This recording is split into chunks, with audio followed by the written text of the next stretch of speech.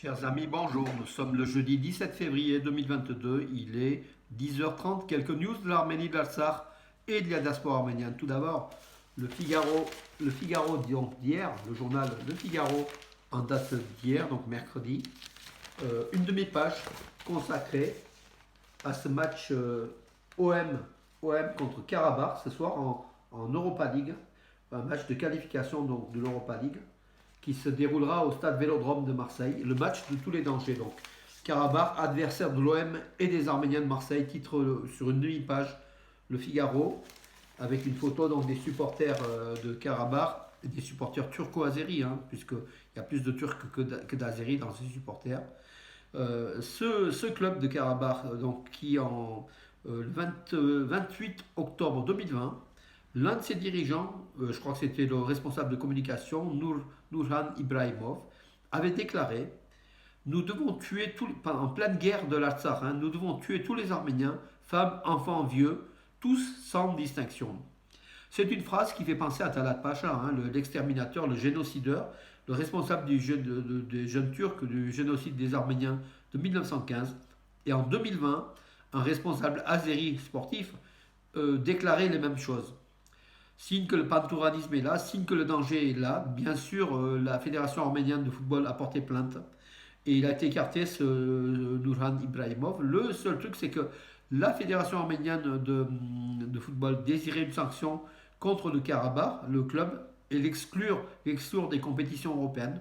L'UEFA n'a pas jugé utile. Donc ce soir, le match OM-Karabakh est le match de tous les dangers. On a vu donc les supporters donc, du Galatasaray et les supporters arméniens, les supporters turcs qui faisaient les signes de l'Ougrie récemment donc, lors d'un match Galatasaray-OM au stade Vélodrome, avec une situation très tendue entre supporters. Ce soir, on aura la même chose, c'est le match de tous les gens de danger. Le préfet de la région a interdit le survol du stade de drone, se rappelant qu'au Luxembourg, lors d'un match entre Karabakh et un club luxembourgeois, un drapeau arménien avait flotté au-dessus du stade. Et ça avait fait arrêter le match, ça avait provoqué la colère des Azéris. Et là, a priori, ce sont les Azéris qui ont demandé aux autorités françaises d'interdire le survol de drones du stade.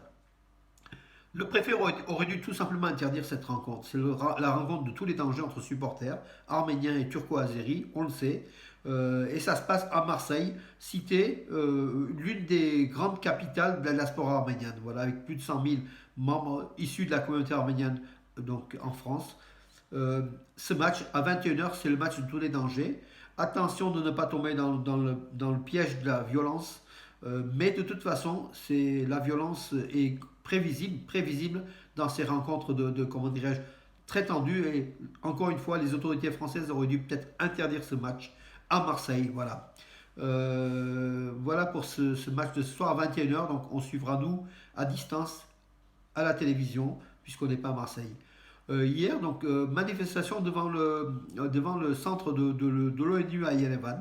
Des manifestants demandaient justement la protection du patrimoine arménien en Artsakh occupé. Aujourd'hui détruit ou défiguré par les autorités azéries. Donc ces manifestants demandaient justement que l'ONU prenne un petit peu les choses en main.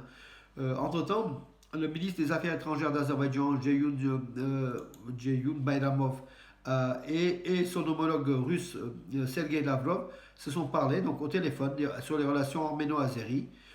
Bien sûr, diplomatiquement, tout baigne, mais on ne fait pas état de de tous les faits divers, de tous les éléments d'attaque des Azéris, des positions arméniennes, et même d'attaque de civils en Artsakh. Tout ça, on oublie pour promouvoir la paix, une paix, comment dirais-je, une paix factice, tout simplement, une paix déguisée. Voilà. Hier, sorti à Erevan d'un documentaire, donc la guerre de 44 jours, les mercenaires. Donc le rôle des mercenaires syriens, djihadistes et turcs dans la guerre de l'Artsakh. Entre 1000 et 3000 djihadistes étaient là contre les Arméniens dans la guerre de l'Artsakh. Ce film retrace, document à l'appui, tous ces éléments-là et fournit des preuves de la présence des djihadistes au sein de l'armée azérie. Et puis, bien sûr, la grande implication de la Turquie dans cette affaire-là. Le ministre arménien de la Défense, Souren Babikan, a hier rencontré comment dirais-je, l'ambassadrice de France à Yerevan, Madame Anne Louillot. Donc, bien sûr, donc, de relations, coopération, et même en matière de défense. Hein. Donc, a priori, donc, l'Arménie est intéressée. Voilà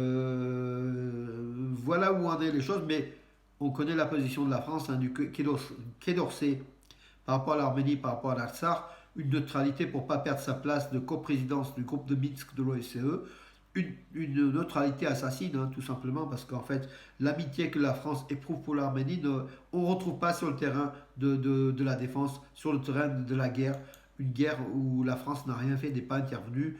Or, à part la déclaration de Macron au tout début de la guerre, parlant de 300 djihadistes arrivés depuis la Syrie en Azerbaïdjan pour combattre contre les Arméniens, et tout ça par l'intermédiaire de la Turquie. La France, on ne l'a pas entendu, et là, donc diplomatiquement, a priori, il y a un rapprochement, mais bon,